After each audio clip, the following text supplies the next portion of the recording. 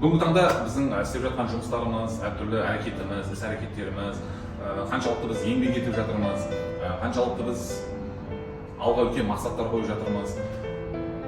Біреулердің мысалы әртүрлі негативный сөздерін қабылдамай жатырмыз, тек қана өзімізге сеніп жатырмыз, тек қана Аллаға сеніп жатырмыз и жоспармен күнделікті жұмыс жасап жатырмыз.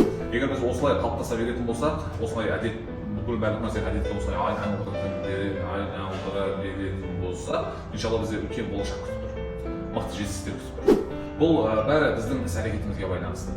Біз Алладан сұраймыз, соған жарас әрекет жасаймыз. Алладан сұраймыз, соған жарас әрекет жасаймыз. Болды, біздің жұмысымыз тек сол болу керек. Біреудің әртүрлі сөздеріне, сен қолыңнан келмейді, сен жасай алмайсың, сен бұл саған тура келмейді, ондай сөздерді мүлде миымызға кіргізбеуіміз керек. Маған әрқашанда ұстазым айтатын, өзіңе капсула орап ал, чтобы сырт жақтан келетін әртүрлі негативный, әртүрлі жаман сөздер, жаман ой пікірлер сенің мына ішкі ағзаңа кіріп кетпесін, яғни жүрегіңе жетіп бармасын деп айтушы.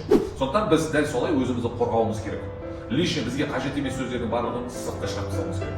Біз тек қана өзіміздің мақсатымыз үшін сол керекті затты, керекті сөзді, керекті кеңесті алып тұрып тек алға қадам жасай беруіміз керек. Сол кезде мықты нәтиже болады достар.